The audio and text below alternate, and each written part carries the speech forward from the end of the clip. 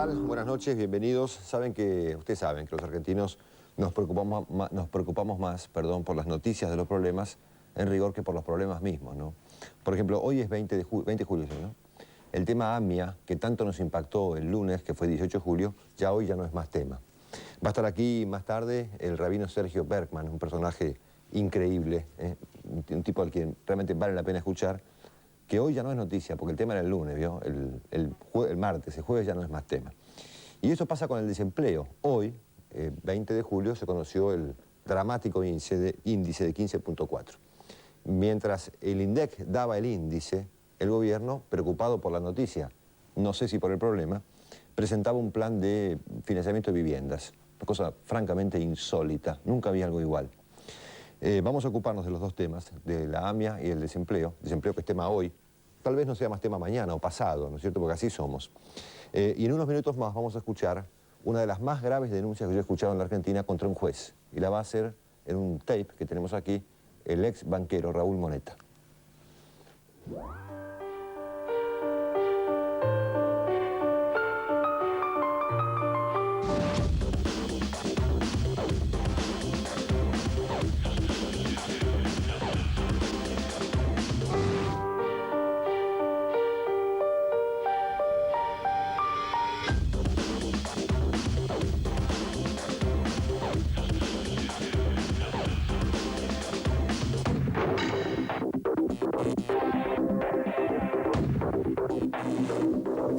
Ustedes han escuchado hablar seguramente de Raúl Moneta, un empresario muy importante de la Argentina, ex banquero, ya no es más banquero, accionista de la famosa compañía SEI. Tengo una gripe infernal, por eso me voy a equivocar muchas veces hoy.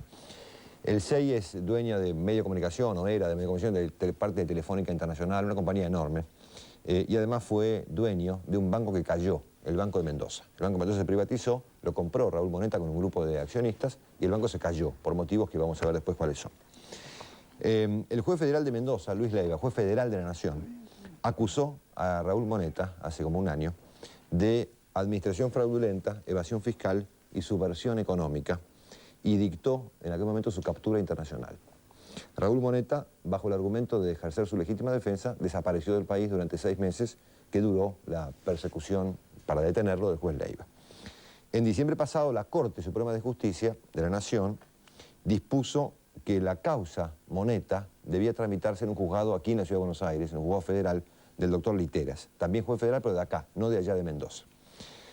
Hace pocos días, hace una semana o menos, una Cámara Federal de Buenos Aires también anuló todo lo actuado por el juez Leiva en Mendoza, bajo el argumento de que no puede haber simultaneidad en las causas, puede haber dos causas del mismo delito, porque esto viola el derecho de legítima defensa, según entendió esta Cámara Federal.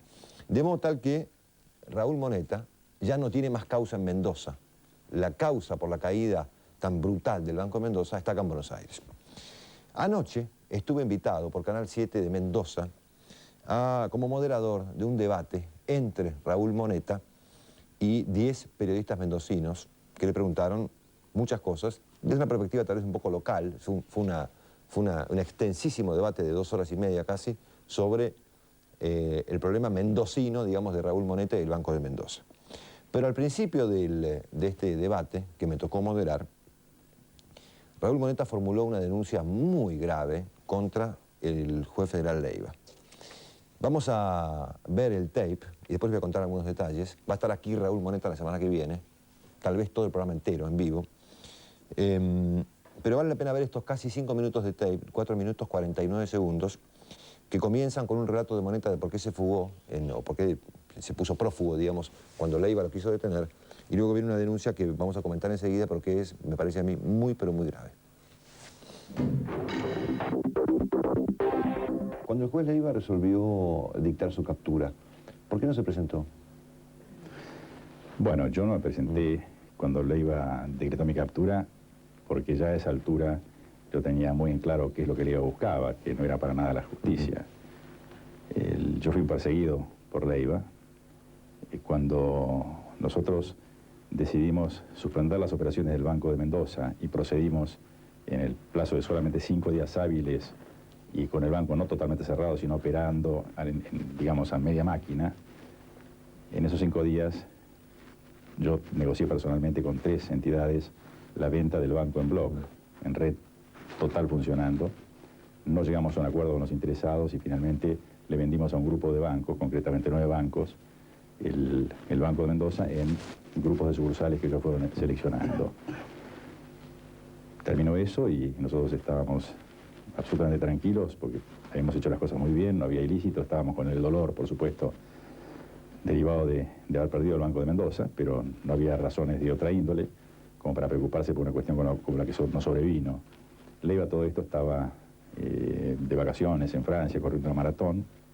El juez de turno fue otro, un juez Rodríguez, y de golpe vuelve Leiva de su viaje a Europa, nadie sabe cómo retoma la causa, porque todo este origen tiene una serie de complejidades, ¿no? Fueron digitados los fiscales, los testigos, los peritos, el juez, pero finalmente Leiva se hace de la causa.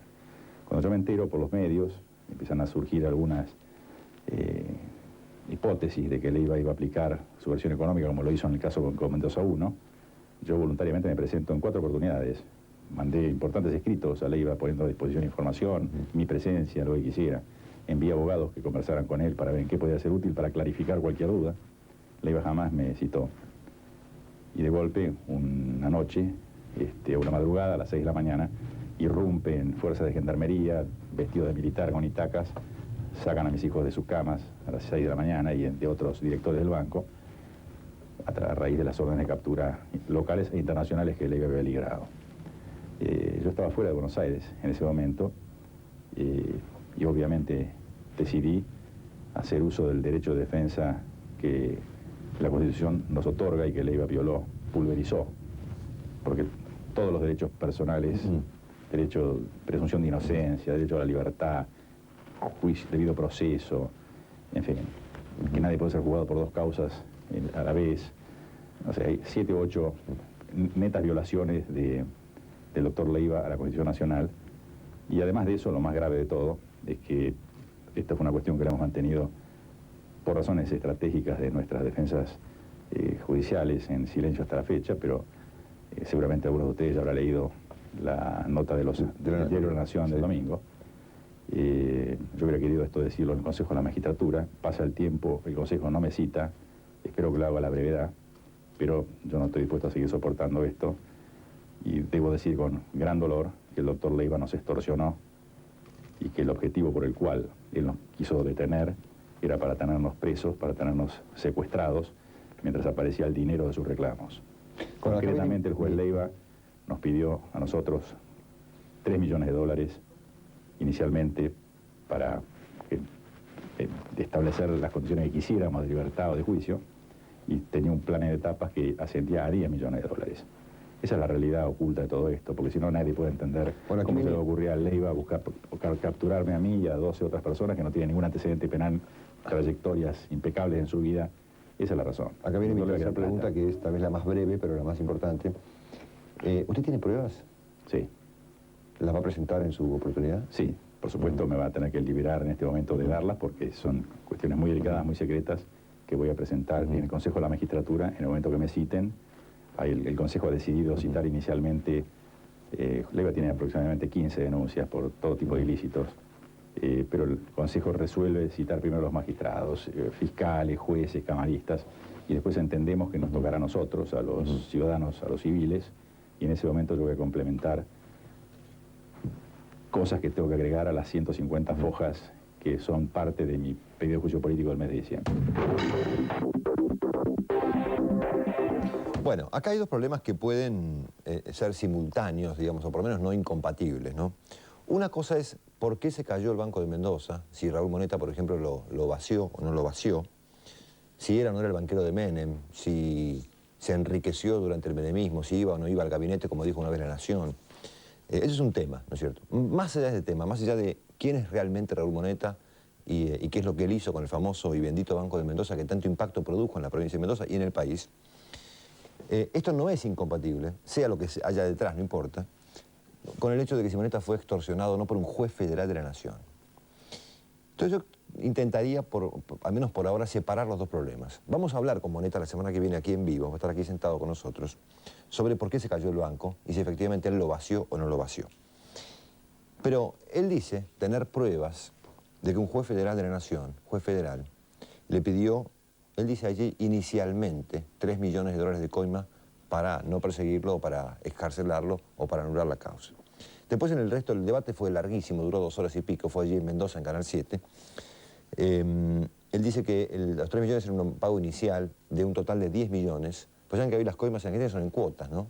Como la recesión impacta hasta en las coimas, ¿no es cierto? Entonces Moneta dice que el juez le pidió 3 millones inicialmente para luego completar 10 millones que debían llegar en diversos pagos. Entonces, supongamos que Moneta sea un delincuente. Supongamos que Moneta haya vaciado el Banco de Mendoza, se haya enriquecido a costa de los mendocinos, que haya, no sé, usufructuado de la amistad con el expresidente Menem para hacer negocios. Supongamos lo peor de Moneta, ¿no es cierto?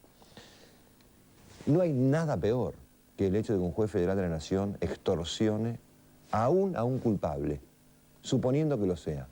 Yo no sé si eso no es. Vamos a discutir con el jueves que viene. Hay mucha gente en Argentina, inclusive muchos de mis colegas, que piensan que Moneta es lo peor de lo peor, ¿no es cierto? Ahora, más allá de eso, es mucho peor que un juez federal que se supone que debe garantizar la justicia en la Argentina, y son pocos los jueces federales, y muchos son realmente un espanto. Estamos llenos de casos de jueces federales que extorsionan, que delinquen, que coimean, que corrompen. Si un juez federal pidió esta coima para... Fíjense lo terrible. Supongamos que sea culpable Moneta. Si la coima la pide para hacer que no sea culpable, es peor todavía, ¿no es cierto? Porque no solamente se enriquece ilícitamente el juez, sino que además está evitando que se condene a un supuesto culpable como Raúl Moneta. Una gravedad tremenda, ¿no es cierto? Bueno, Raúl Moneta va a venir aquí el jueves que viene y va a explicar con detalles cómo y por qué el juez federal de Mendoza, Luis Leiva, le pidió esta coima. Además, vamos a discutir con él el jueves que viene también por qué se cayó el Banco de Mendoza y qué vinculación tenía él con el gobierno del expresidente Carlos Menem. Seguida volvemos.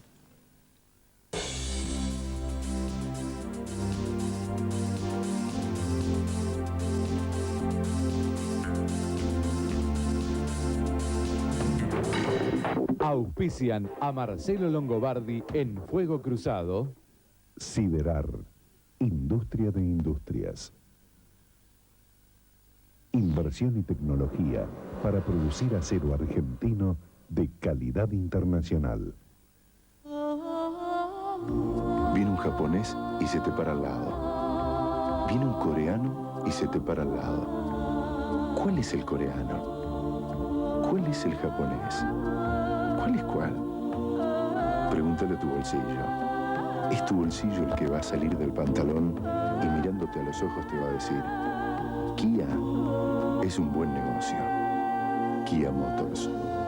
Autos para la gente. La producción de este programa se comunica con Movicon Bell South. Auspicia este programa Laboratorio Merck Sharp & Dohme. Cuando se trata de salud, lo que importa es la confianza.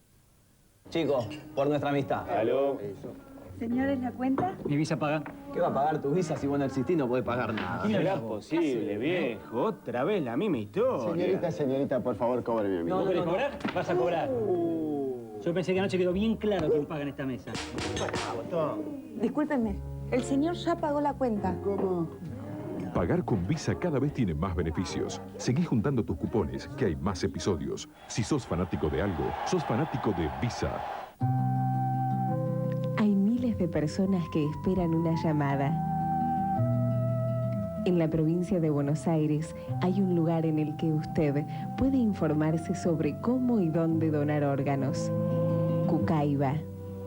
Llame al 0800-222-0101. Donar órganos es dar vida.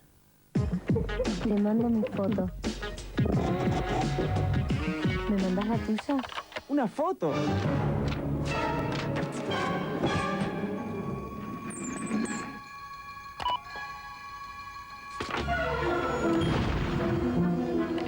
¿Vamos al cine? Entra ya al nuevo Star Media, la manera más rápida, simple y divertida de disfrutar Internet. Vení con un amigo. Hola. Hola. Star Media, tu comunidad en Internet. ¿Qué espera para decidirse por Telefónica? Llame al 0800-222-0222 y únase a los que ya se decidieron. Banco Francés invita a todo el sector industrial del país a participar en la 9ª edición del premio al Tecnoemprendedor.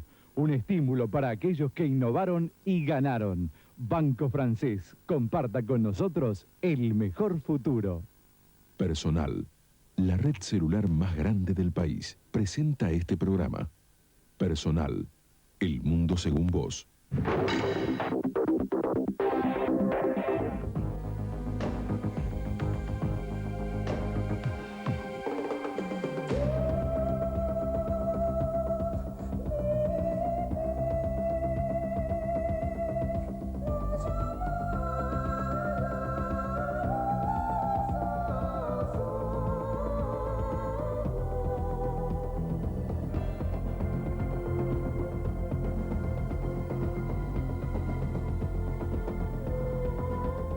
Soy Antonio Fernández Llorente. Bienvenidos a esta nueva etapa de Noticiero 7.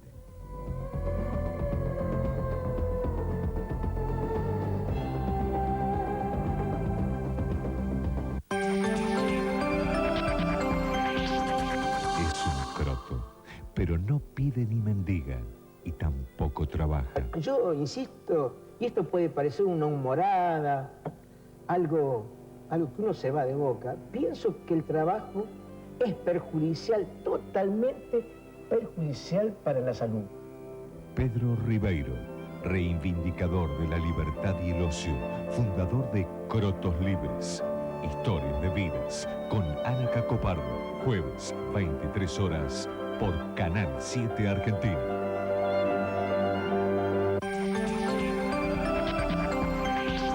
El 8 de marzo se recuerda el Día Internacional de la Mujer.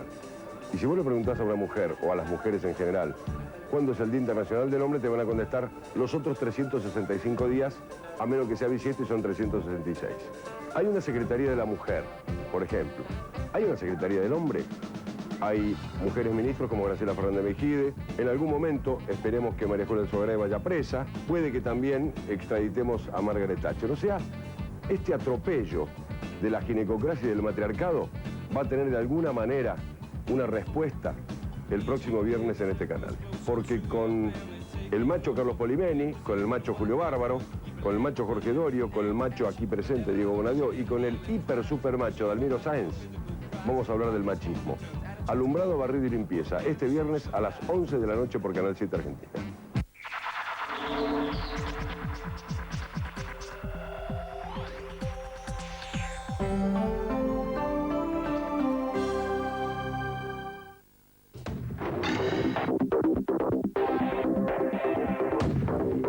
Yo me preguntaba hace un rato si los argentinos nos preocupamos más por los problemas o por las noticias de los problemas, ¿no es cierto? Hubo toda una sensación esta semana de la preocupación del gobierno, más allá del desempleo, el impacto que causaría en la noticia del desempleo. Al punto tal, fue así, que justo cuando el INDEC hoy daba la noticia del 15.4 de desempleo en todo el país, un dato importante porque el desempleo crece, ¿no es cierto?, el presidente Larrúa y un grupo de sus hombres, ministro Gallo, José Luis Machinea, el jefe de gabinete, el vicepresidente Álvarez, presentaban justo a esa hora un plan de viviendas.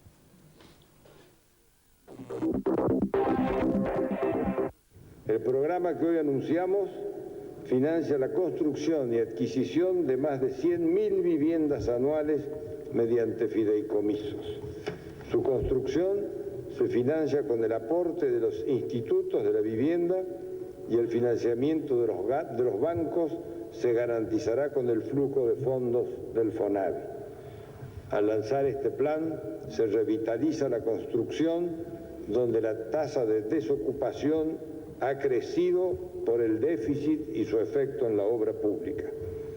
Se generarán 250.000 puestos de trabajo, ya que se estima un equivalente a casi 3 puestos de trabajo por vivienda a construir. Jorge Zapia es el viceministro de Trabajo. Viceministro, buenas noches, ¿cómo le va? Buenas noches. Justo se me enfermó el ministro hoy, el día del desempleo. Bah, la gripe ataca a todos, inclusive a usted. Yo estoy más o menos, sí, claro.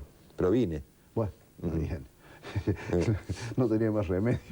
Bueno, ¿Por qué este anuncio justo a esta hora de la tarde, a las 5 y pico de la tarde, cuando se conocía? Porque yo creo que es la respuesta adecuada, rápida y certera al tema. Pero la impresión que yo me llevé, Jorge, es que estaban más preocupados por la noticia que por el problema. No, yo creo que hay un poco de cierto en lo que usted dice, que los argentinos tenemos una visión más deportiva de las cosas, ¿no? Si importa el número, cuándo se da y después nos olvidamos del problema.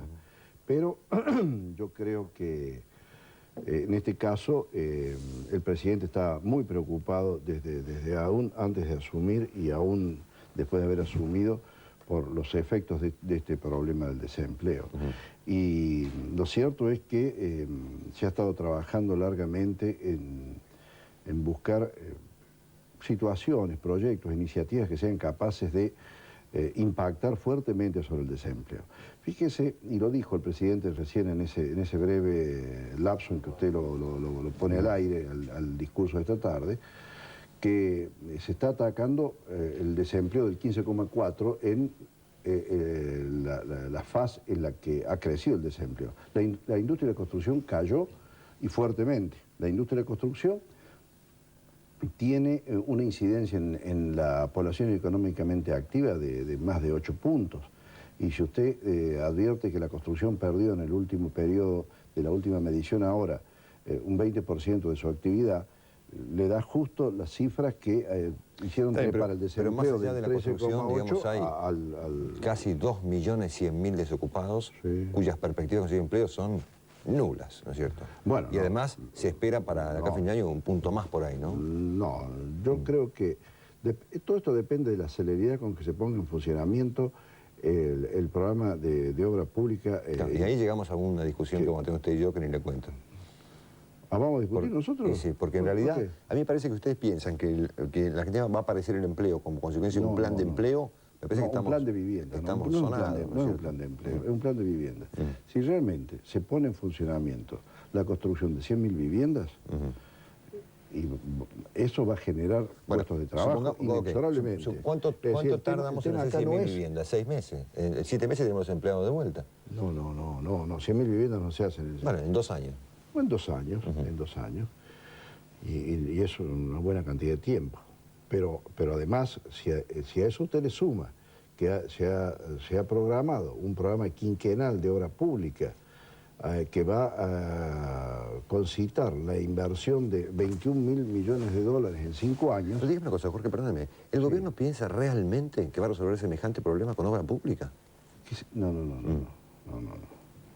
Usted hizo una afirmación que yo no comparto. Dice, hay 2 millones de personas que no tienen la más mínima posibilidad de conseguir trabajo. Si no hay reactivación. No, si yo le digo, bueno, esa es la otra cosa. No me lo dejó decir. No es la otra cosa, esa es la cosa. Bueno, pero no me lo dejó decir. No me lo dejó decir, porque usted me dice, hay 2 millones que están muertos. No están muertos. Si el plan se empieza a ejecutar, el plan de vivienda se empieza a ejecutar, el plan de obras públicas, el plan quinquenal de obras públicas se empieza a ejecutar, no habrá solución para los 2 millones desocupados, pero habrá solución para una parte de esos 2 millones, con lo cual su afirmación de que estos 2 millones están listos, ahí ya empieza a haber posibilidad, entonces ya no es tan definitiva. Bueno, tenemos 2 millones y 100.000 desocupados, habrá solución para 200.000 personas, nos quedan 1.900.000 desocupados. ¿Desocupados? Y seamos realistas, porque sin perspectiva alguna de conseguir un empleo. No. Y además cuente que en todo caso este dato de empleo como consecuencia del plan de obras públicas va a compensar el punto de desempleo que va a haber de más de acá a fin de año. Pero yo no sé por qué usted dice eso, porque la medición que se publica hoy es la de mayo. De mayo a octubre todavía faltan varios meses. Sí, bueno, pero no. Faltan 5 meses. Bueno, hay que ver. La industria cayó, en junio cayó 6,6% según Fiel. Sí, según Fiel, según otros de 1.1, con lo cual demuestra que las cifras por ahí no tienen nada que ver entre sí. Pero desde mayo acá subió la recaudación impositiva, subió la exportación, y estos son datos que también hay que tener en cuenta. Sí, la exportación sabemos que no genera empleo. No, eso no. Los sectores que exportan más hoy en día no están tomando a ninguna persona. No. ¿Cuál es el sector que más exporta en la Argentina? El acero, probablemente los tubos. No, el aceite. El aceite, bueno. El aceite. ¿En Córdoba sabe la cantidad de puestos de trabajo que genera? Es importantísimo, en el sector rural y en el sector industrial. Bueno, le pido, vamos a tener unas opiniones acá que tenemos grabadas que son muy interesantes. Pues le pido entonces un diagnóstico sobre, siendo usted el viceministro de Trabajo, de cuál es la estrategia del gobierno para combatir el desempleo. Que la redondee. ¿Es el plan de obra pública del ministro Gallo?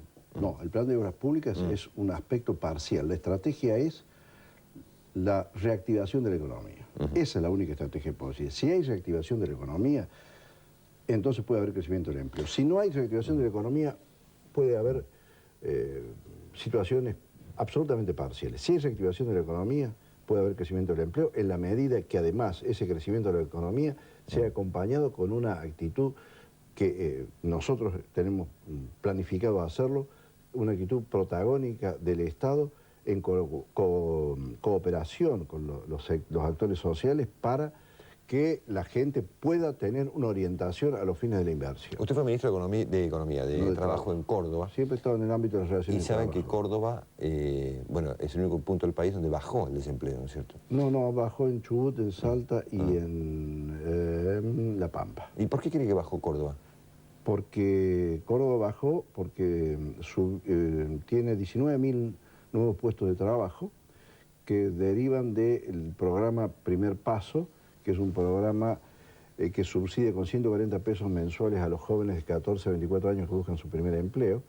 Entonces trabajan para las empresas y el Estado les paga 140 pesos por mes, y el programa Volver al Trabajo para mayores de 50 años que han perdido su empleo, y entonces trabajan para las empresas y el Estado les paga el sueldo. Entonces con esos programas de subsidio del empleo han conseguido el gobierno de Córdoba la cantidad de puestos como para expresar un incremento de la ocupación. Usted sabe que las estadísticas en la Argentina se hacen sobre la base de considerar que los subsidios al desempleo implican puestos de trabajo, y así está considerado los programas de Córdoba como los programas Trabajar. Al final de este reportaje yo le voy a decir lo que yo pienso de cómo se resolvería, ¿no? Yo tengo una idea de cómo... Bueno, ojalá tenga una buena idea, si no eso lo llevamos al gobierno con nosotros. Se la voy a transmitir. Antes vamos a escuchar 4 opiniones. La primera es la de Hugo Moyano, respecto de cómo se resuelve el desempleo. Este es un modelo económico que expulsa a la gente, ¿no es cierto?, del sector productivo, del sector social. Y bueno, hasta que no lo cambiemos, no vamos a tener resultados. Un país que no tiene demasiada exportación, no somos un país exportador por excelencia, solamente un 8% del producto, estos son datos oficiales, del producto que genera el país exporta. Además de ese 8%, solamente exporta un 3% con valor agregado. El otro 5% es de materia prima. Es decir, que no tenemos un mercado exportador importante, pero tampoco tenemos mercado interno. Entonces no puede funcionar una economía sin mercado exportador y sin mercado interno. No se soluciona este problema poniendo más impuestos, porque va a llegar un momento que no se van a poder pagar los impuestos tampoco, sino haciendo lo contrario, fortaleciendo el mercado interno y poniendo aranceles a los productos importados, ¿no es cierto?, que son los que nos invaden y nos han destruido nuestra industria. Bueno, cambiar el modelo, pide Hugo Moyano. ¿Usted cómo reacciona? Coincido totalmente con todo lo que ha dicho Moyano recién. Entonces, el diagnóstico es correcto y la solución que él está proponiendo personalmente, yo comparto en términos parciales. Pero Moyano dijo cambiar el modelo. ¿Usted comparte la idea de cambiar el modelo? Porque, bueno, de hecho hay un modelo hoy en día que está muy parecido al anterior. Pero hay que cambiarlo para hacerlo eficaz. Este modelo evidentemente no es el modelo eficaz. Hay que hacer un modelo eficaz. Y para esto, como dice Moyano, lo que hay que hacer es conseguir desarrollar una política muy agresiva de exportaciones y desarrollar un mercado interno que está bastante deprimido. Sobre esto no hay ninguna duda. Pero además, yo personalmente creo que hay que repensar algunas cuestiones vinculadas con la protección, porque tenemos que competir con un mundo como el europeo, que destina 41.000 millones de dólares al año para subsidiar la actividad agrícola, por ejemplo. Que si el ministro Machín está viendo esto, debe estar saltando la bueno, porque él es ministro de Economía, yo soy el secretario de Trabajo de la Nación, y tengo una función totalmente diferente. Me dejó helado. No, porque no le hace mal, si está engripado, helarse le hace mal. Bueno, aquí está Juan Carlos de Pablo, ¿lo escuchamos? ingresar al sector formal de la economía es costoso. Y además, quien tiene que tomar una decisión dice, ¿qué pasa si esto no funciona? ¿Qué me sale?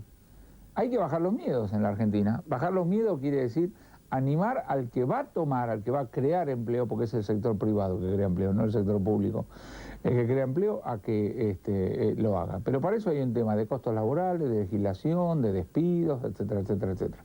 Mientras tanto, entonces vamos a tener con economía informal muy importante, que yo creo que disimula parte de lo que es la tasa de desocupación. No hay 15 o 16%, digamos, la fuerza laboral estrictamente en su casa, esperando esa oportunidad, sino en buena medida en economía informal, haciendo changas, precarización, etcétera, que refleja el mundo como funciona. El mundo es precario. Si el mundo es precario, las oportunidades laborales no pueden no ser precarias.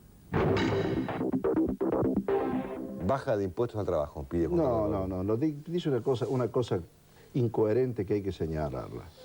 Habla de crear empleo y lo que está pidiendo es que se modifique la ley de despidos. ¿Cómo vamos a hablar de crear empleo y estamos pensando en los despidos? Es incoherencia total.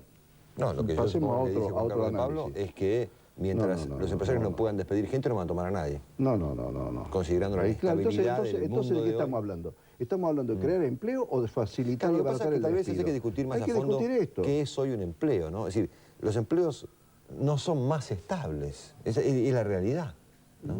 Ni el mío, ni el suyo, ni el de nadie. Sí, no. Fíjese usted cómo tratan en Estados Unidos, por ejemplo, la actividad industrial a los trabajadores de los grandes establecimientos, en los que invierten cuantiosas sumas en formación profesional. Los tratan con cuidado para que no se vayan, porque no se puede perder esa inversión. Está bien, pero entonces las cosas no se pueden hacer afirmaciones tan categóricas, las cosas son absolutamente relativas. Pero a mí me parece una incoherencia que cuando hablamos de generar empleo, que es darle trabajo a la gente, pensar que eso se puede hacer sobre la base de ver cómo las podemos despedir. Es una incoherencia. Escuchamos lo que dijo Jorge Vives, un empresario de una compañía multinacional enorme, que eso es lo que él piensa sobre el tema del desempleo, y después seguimos charlando. Hay que tomar rápidas medidas. Eliminando el déficit fiscal y controlando y poniendo en caja todas las variables, luego hay una señal de confianza muy evidente. Vienen inversiones y las inversiones dentro del sector privado son las que generan empleo. Si esto no se hace, vamos a tener un problema muy serio, que es el crecimiento vegetativo de nuestra población y la incorporación de nuevas personas al mercado de trabajo van a ir incrementando estos índices de desempleo, y para absorberlos y para que esto no empeore, el país necesita una tasa de crecimiento de su economía superior al 4%, entre 4 y 5%. Un presupuesto equilibrado, una reforma fiscal profunda, una ley de coparticipación sería el golpe de efecto a los mercados para que el sector privado decida a invertir, esta inversión se traduzca en mayor crecimiento y este crecimiento en la absorción de mayor empleo y la reducción drástica de todos estos índices que tanto nos preocupan. Más o menos es lo que yo le voy a decir después. Yo no le agrego nada a lo que ha hecho Vives, me parece perfecto. Ahora, Jorge, o estás de acuerdo con Vives o estás de acuerdo con Moyano, ¿no es cierto? Son perspectivas totalmente contradictorias. Yo no creo que lo que dijo Vives se contradiga con lo que ha dicho Moyano. Porque si seguimos... Moyano dice cambiar el modelo y Vives dice profundizarlo. Y Moyano dice cambiar el modelo sobre la base de dos cosas con las que Vives está de acuerdo. Exportar más y fortalecer el mercado interno. Pero ¿cómo usted se sienta acá, mi querido viceministro, y dice exportemos más y nadie exporta más? Es decir, no pasa nada. No, claro, por supuesto. ¿Cómo se hace para exportar? Es decir, ¿cuáles son las herramientas para que el país exporte más? Dijo Vives, primero que nada, hay que establecer un sistema de consolidación de un balance fiscal adecuado, es decir, excluir el déficit fiscal. Y esto es lo que está haciendo el gobierno. En base a un esfuerzo durísimo, está tratando de terminar con el déficit fiscal. Él lo está reduciendo y deberá terminarlo, tal como se ha comprometido, antes que termine el periodo institucional en curso. ¿Sabe cuál es mi impresión? Y acá se lo voy a transmitir. Que nosotros podemos estar muy preocupados, el presidente puede disimular el problema haciendo anuncios, estamos todos muy preocupadísimos de la tasa que es altísima, pero mientras la Argentina no tenga equilibrio fiscal, no baje la tasa de interés y no haya menos impuestos, estamos fritos. Estamos de acuerdo, estamos de acuerdo, pero eso se compadece con fortalecer el mercado interno y hacer una política de exportación mucho más eficaz. Pero ¿Qué es una política de exportación? Una política de exportación es estimular, incentivar impositivamente o con algún otro tipo de facilidades o con créditos a quienes están en condiciones de exportar. Es más fácil, bajan la tasa de interés, bajan los impuestos, ¿sabe qué? Esta economía se reactiva en 10 minutos. Claro, no es fácil, ¿no? No es fácil. Pero bueno, eso es cierto, coincido. ¿Qué grado de preocupación tenía hoy el gobierno, hoy jueves? No puedo contestar esa pregunta, porque yo tendría que haber hecho una encuesta entre todos los funcionarios del gobierno para decir la tendencia preocupacional del gobierno es tal. No, yo no lo pude hacer. Es más, creo que he hablado con 2 o 3 miembros del gobierno a lo sumo, y sobre todo, y nada más que en el ámbito del Ministerio de Trabajo, porque estaba dedicado a mi tarea diaria. Tenemos muchos problemas que resolver y en eso estamos. Esta especie de receta que a mí se me ocurrió, ¿sabe de dónde la saqué? De España. España tenía el 20% de desempleo. 22. Bajó el 14. ¿Bajaron impuestos? Comenzó por erradicar el déficit fiscal. Claro. Y claro. Y después, ¿sabe qué hizo? Desarrolló desde el 80 hasta acá, durante 20 años. Es más, desde el 78 hasta acá, una política de concertación que comenzó con el Pacto de la Moncloa y siguió con... terminó con el Pacto de Toledo hace 4 años, casi 5, pero siguió por los acuerdos marcos interconfederales, por los acuerdos nacionales de empleo, el acuerdo del empleo, donde las centrales sindicales y las centrales empresariales, a veces con participación del gobierno y otras veces sin ella, lograron acuerdos para ir definiendo políticas comunes que se ejecutaron puntualmente. Y esta madurez es una asignatura pendiente para nosotros, pero hay que tener en cuenta.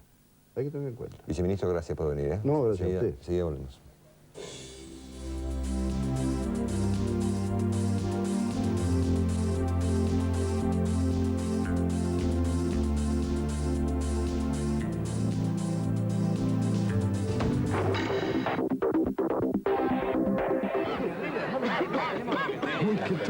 Nuevo Nastisol expectorante, en cápsulas. La nueva forma líquida para la tos. Es de Laboratorios Vago. ¿Usted sabe cuánto mide el estudio de televisión más grande del país? Muy pronto lo sabrá. Las noticias a mano y a contramano. Sube la rampa sin darse cuenta, porque lo agarró de sorpresa y cae acá adentro. En este émbolo, en este cesto. De ahí automáticamente pasa por una serie de, sería muy complicado de explicar, a los vástagos que compactan el auto. El auto cae en la cámara, abre la compuerta y cae a la...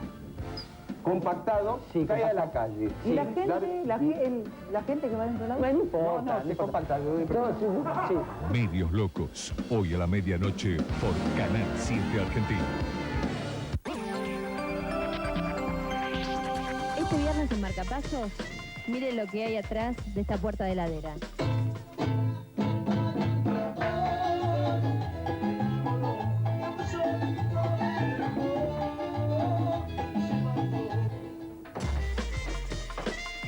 Son el grupo tropical del momento, Ráfaga, facturan millones. A ellos no les queda mucho. ¿Qué hay detrás del mundo de la bailanta? 11 shows en una noche. Este viernes, Marcapasos, 10 de la noche, Canal 7 Argentina. Bueno, tomando nota, a partir de este domingo, cambio de horario, 21 horas. Vamos a estar más tiempo juntos y más temprano. ¿Lo anotaste? 21 horas, tango, solo tango. Y arrancamos a full con el maestro Mariano Mores. ¿Lo anotaste, no? Tango, solo tango, 21 horas, por Canal 7 Argentina. Transmite LS82, TV Canal 7, Buenos Aires, Argentina.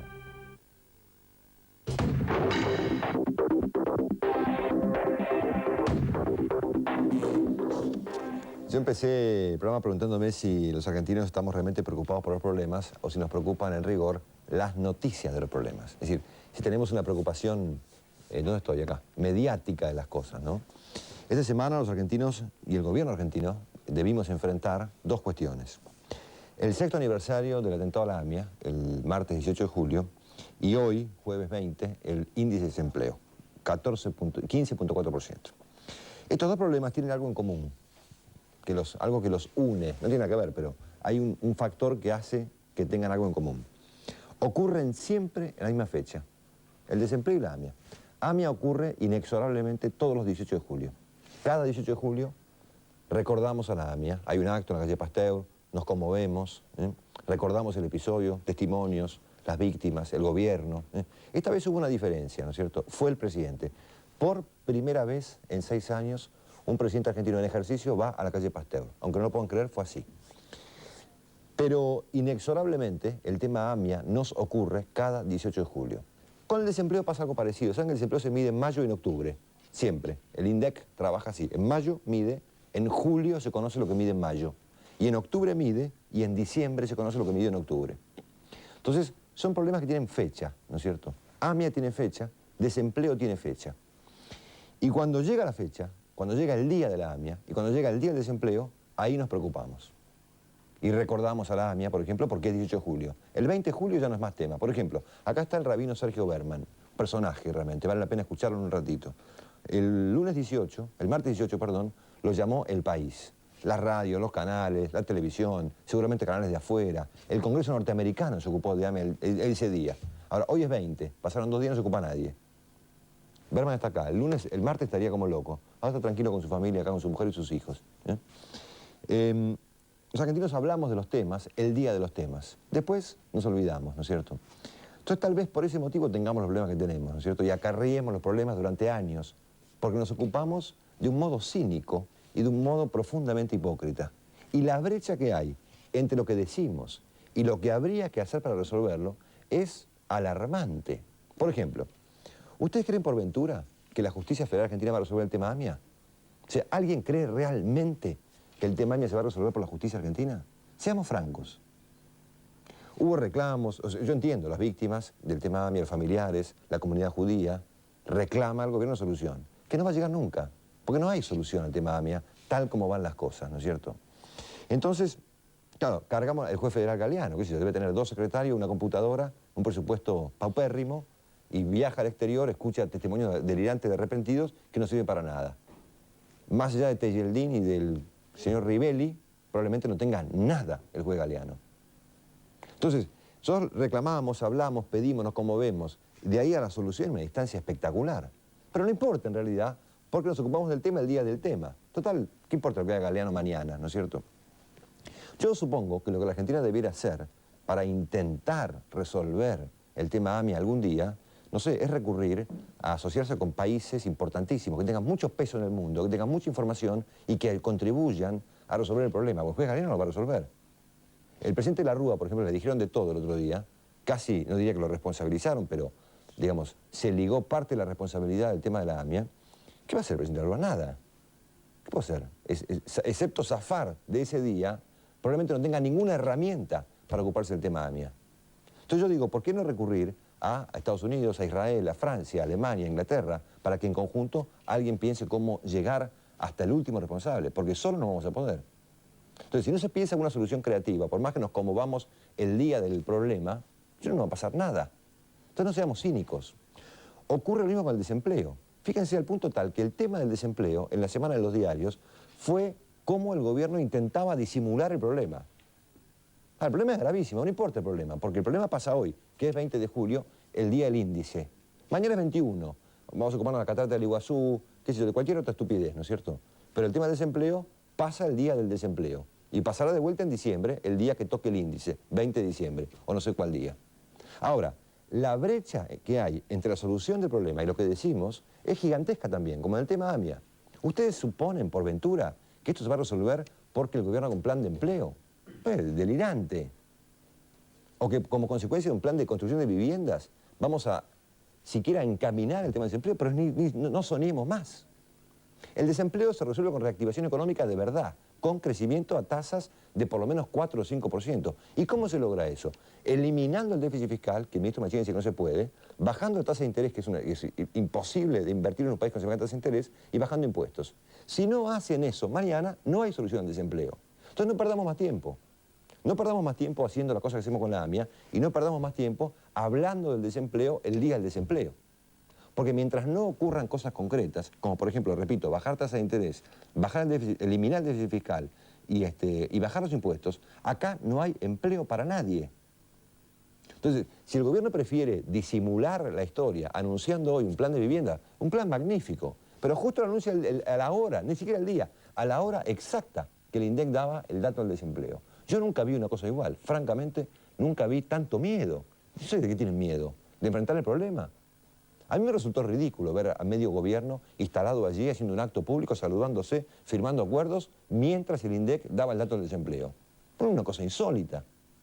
Entonces yo no sé, empecemos a preocuparnos por los problemas y no por las noticias de los problemas. Enseguida volvemos.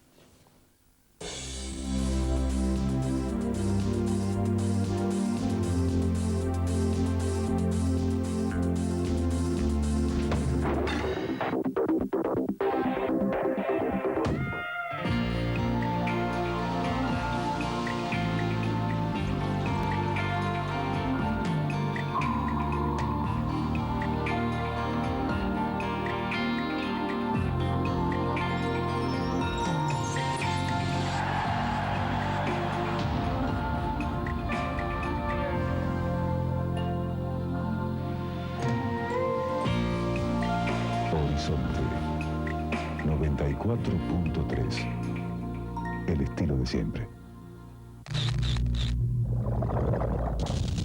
La Iglesia busca nuevos condenados, homosexuales, divorciados, portadores de SIDA y víctimas del aborto. En su edición especial del tercer aniversario, revista 3 Puntos le muestra esta nueva discriminación. Además, un dossier sobre la Argentina de los próximos 3 años. Ya salió revista 3 Puntos. Es un pecado perdérsela.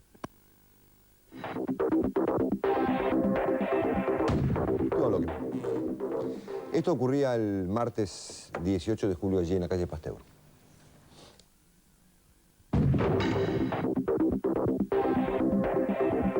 El doctor Galeano, al que me resisto seguir llamando juez, es dependiente del poder político. Así lo demostró en los últimos 6 años, junto a su comprobada ineficiencia en la ejecución de la causa. Por favor, denle instrucciones claras para que calibre sus nuevos esquemas, para que cumpla con lo que no sabe, aunque debe, que es subordinarse al poder político cuando debería ser independiente, pero para cumplir ahora con su misión. Ordenarle que actúe como que si fuera independiente, que por favor, que pueda en su propio código hacer lo que ustedes le ordenan. ¿Cómo viviste ese momento? Nosotros lo vivimos. Bueno, me es muy difícil hablar en primera persona porque estoy convencido que somos nosotros. Es decir, yo tengo una sensación personal que no siempre puedo medir en función de la repercusión que tiene, pero es un nosotros de la calle argentina, es un nosotros de la calle judía también, de poder expresar una situación que nos conmociona. Yo de alguna manera vibraba en esa calle porque 6 años antes, en ese mismo lugar, removíamos escombros para tratar de encontrar los cuerpos. Y sabía con total claridad que mezclados entre todos los que estábamos confundidos, también estaban los que lo hicieron. Entonces la sensación es de una gran preocupación, y no solamente por los muertos, que trágicamente y lamentablemente muertos están, sino las víctimas que aún transitamos las calles de la Argentina y la ciudad. Sergio, ¿qué edad tenés? ¿38? 38. ¿Sos rabino de qué comunidad? Soy rabino de la comunidad de Manuel y de la escuela comunitaria Arlanzán. Estudiaste fuera, ¿no? Yo estudié aquí, soy egresado de farmacia y bioquímica de la UBA y después completé mis estudios en educación en la Universidad Hebrea de Jerusalén, un máster en ciencias judaicas en el Instituto Rabínica, y recibí mi ordenación rabínica en Israel y aquí en Buenos Aires. En el momento que explotaba la AMIA, aquel lunes 18 de julio del 94, ¿nacía cuál de tus hijos? Talia, la más chiquita, que justamente, ese día, ¿no?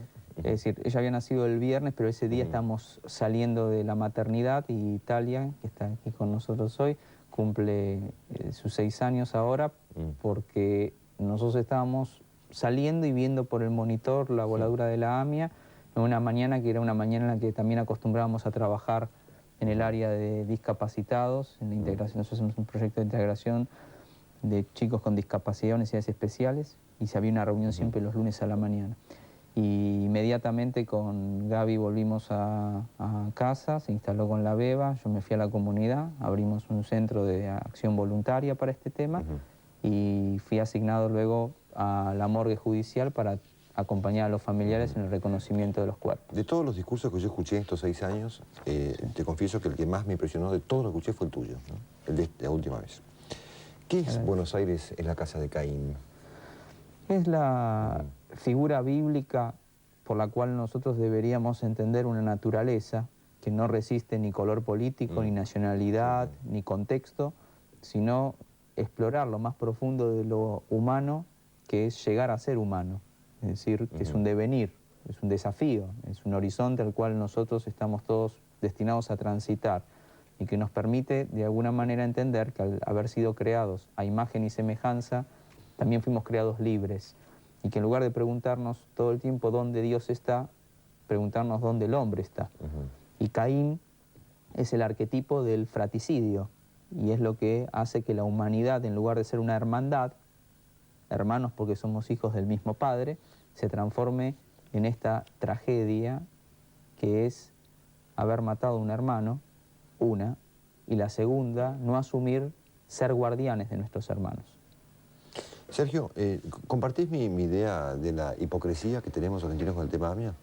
Yo creo que sí, hay un tema de efemérides, como bien vos mencionabas, y que preocupa muchísimo, porque el trabajo en realidad es todos los días menos el 18. Por ejemplo, seamos muy sinceros. El martes 18 te volvieron loco, ¿no? Yo te entrevisté la mañana por radio, te entrevistó el país entero. Fuiste, digamos, el protagonista del acto de la AMIA del día martes, ¿no es cierto? Los diarios se ocuparon de vos, recuerdos en los diarios, tapas de los... Fuiste la noticia del día, digamos. Hoy pasaron 2 días. ¿Hoy te llamó alguien?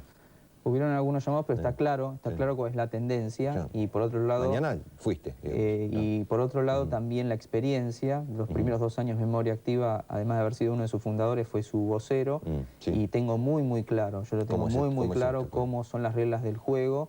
Un juego que no jugamos para los medios, y un juego que no jugamos ni siquiera para los políticos, ni para los jueces, ni para los legisladores. Mi juego son los ciudadanos. ¿Sí? Mi juego es la educación, es la formación, es el testimonio y es la firme convicción de que si no podemos tener y nos pueden dar la justicia que nos deben, lo mínimo que tenemos que hacer es sostener la memoria que nos asegura un futuro para nuestros hijos. Yo estoy de acuerdo contigo en el sentido de que las probabilidades son mínimas, pero el trabajo es máximo. Y si bien, como nos enseña inclusive los textos de nuestra tradición, no estás obligado a completar toda la tarea, no estás libre de liberarte de ella. Eso enseñó un rabino llamado Rabbi Tarfón, en la época talmúdica. Nosotros tenemos que pensar cómo recuperar la mística de país. Yo conozco las limitaciones, pero a la vez la pregunta es, si estas son las limitaciones, ¿cómo las vamos a superar? Y yo creo que cada uno tiene una tarea. Seguir mirando hacia los políticos es un error, desde mi punto de vista estratégico. Yo creo que a los políticos se los debe auditar, se los debe controlar, se debe reclamar, y nosotros tenemos que tener una democracia real y no formal, porque también para nosotros votar es tener una democracia. Y sin embargo el voto hay que sostenerlo cotidianamente. Pero es un problema cultural. Tenemos tan poco ejercicio democrático que ya con poder votar creemos que estamos hechos, y todavía ni siquiera empezamos. Es un buen inicio, es un marco, pero no es una sustancia. Por otro lado, la memoria es lo que los argentinos culturalmente no sostenemos. Creemos que memoria es registrar datos del pasado. Y memoria es una actividad cultural y humana, es una proyección siempre al futuro. Inclusive la justicia es una manera de recordar. Sin duda. Ahora, Sergio, si pretendemos los argentinos justicia en el tema de AMIA, así como vamos, ¿cómo crees que vamos? A ninguna parte. Yo pienso que vamos...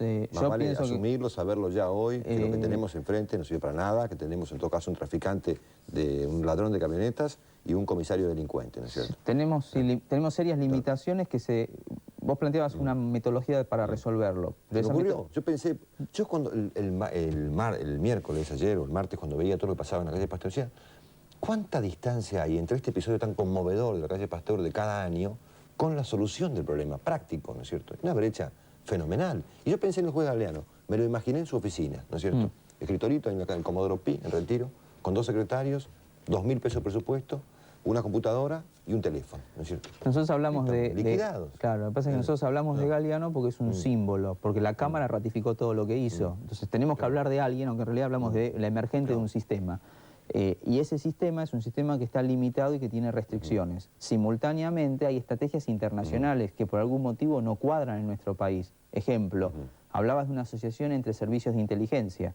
Pero acá venir a hablar con el servicio de inteligencia, ¿cómo le pedís que se investigue a sí mismo? Pero no es de acá. Yo diría, ok, no sé, eso significa un nivel de intervención externa que empieza por lo que ya se hizo y que creo que no lo tiene que hacer un grupo, lo tenemos que hacer todos los argentinos, de ir frente a la OEA y en la Comisión Interamericana de Derechos Humanos, no que nos denuncien, denunciarnos nosotros mismos que el Estado argentino en su estructura obstruye la investigación. Y eso no tiene que ser un sector desde el dolor ni las víctimas, tiene que ser la responsabilidad del coraje cívico y ciudadano, es decir, estamos mal. Sí, estamos mal, podemos estar mejor si aceptamos primero el problema. Esto es lo mismo que ir al médico y no querer ver el diagnóstico que nos hicieron. Nosotros tenemos un problema estructural. Ni siquiera yo lo veo como intencional hacia una comunidad o una víctima puntual, que también es un problema cultural. Hasta que no te toca a vos, este problema siempre es de otro. No solamente porque en el calendario, sino por la jurisdicción. Si se trata de María Soledad, si se trata de José Luis Cabezas, si se trata de la AMIA, si se trata de desaparecidos, víctimas de la subversión, todas las cosas que nos pasan en el país son islas que no se vuelven a conectar entre sí. Y eso, vuelvo a insistir, los políticos no es el horizonte. La gente, la parroquia, el templo, la escuela, la gente es el tejido social que está erosionado y que hay que volver a tejerlo cuerpo a cuerpo, hombre a hombre, en la cuadra, en la acción testimonial. Te hago una pregunta final que nada que ver con todo esto. Vos estás, supongo, tenés una acción solidaria, tenés una sinagoga, hablas todos los días con la gente. ¿Cuál es tu diagnóstico del país de hoy? ¿Cómo ves a la gente, a la Argentina de hoy? Yo creo que hay una profunda desilusión, porque solo se puede creer en la acción y solo se puede hacer la acción desde el ejemplo. Por lo tanto, la única forma de esperanza que yo encuentro empieza por reconocernos como parte de una historia y de un sueño. Eso es lo que yo llamo la mística del país. La mística del país, desde mi punto de vista, es cambiar el paradigma de ídolo por el del prócer. Es decir, hablar en nuestras mesas acerca de la historia que soñamos. Eso también es memoria. Hablar de los padres de la patria, de la tradición de los inmigrantes, que no podemos entender la realidad que tenemos hoy, sino que es una unidad en la diversidad. Esa riqueza, que no es tolerancia, de aceptación de que te tengo que soportar distinto, sino que te acepto en la riqueza de tu diferencia, nos permitiría a todos nosotros tener la perspectiva de un país mejor, que empieza desde esta visión por un trabajo educativo. Es igual lo que pasó en la historia bíblica. Quizás serán 40 años de desierto, hay una tierra prometida, tierra de paz, de prosperidad, sueño de los inmigrantes, de los grandes hombres que no tomaron sino que dieron, una semilla que tenemos que plantar aún cuando no veamos el árbol ni su fruto, porque para eso fuimos traídos, para develar un misterio que no lo podemos programar, y aún en las restricciones del sistema hay la esperanza, desde mi punto de vista, de volver a encontrar al hombre, que no es un funcionario, que no es un rol, sino que es una esencia, la esencia de lo humano. Por eso Caín debe, de alguna manera, recuperar a Abel y decirle, él es su hermano, no otro, no después del fratricidio. Hay que evitarlo. Es un minuto antes saber que somos hermanos. Se llama Sergio Berman, es rabino. Sigue hablando. Auspiciaron a Marcelo Longobardi en Fuego Cruzado. Siderar, industria de industrias. Inversión y tecnología para producir acero argentino de calidad internacional. Viene un japonés y se te para al lado. Viene un coreano y se te para al lado. ¿Cuál es el coreano? ¿Cuál es el japonés? ¿Cuál es cuál? Pregúntale a tu bolsillo. ¿Es tu bolsillo el que va a salir del pantalón y mirándote a los ojos te va a decir, Kia es un buen negocio? Kia Motors. Autos para la gente. La producción de este programa se comunica con Movicon Bell South. Auspicia este programa Laboratorio Merck Sharp & Dohme. Cuando se trata de salud, lo que importa es la confianza. Hay miles de personas que esperan una llamada. En la provincia de Buenos Aires hay un lugar en el que usted puede informarse sobre cómo y dónde donar órganos. Cucaiba. Llame al 0800-222-0101. Donar órganos es dar vida. Banco Francés invita a todo el sector industrial del país a participar en la 9ª edición del premio al Tecnoemprendedor. Un estímulo para aquellos que innovaron y ganaron. Banco Francés, comparta con nosotros el mejor futuro. ¿Qué espera para decidirse por Telefónica? Llame al 0800-222-0222 y únase a los que ya se decidieron.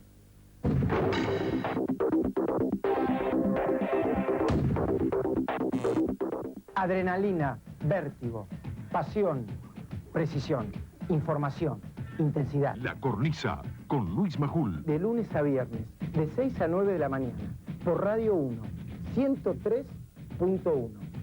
Subite a la cornisa, no te vas a caer.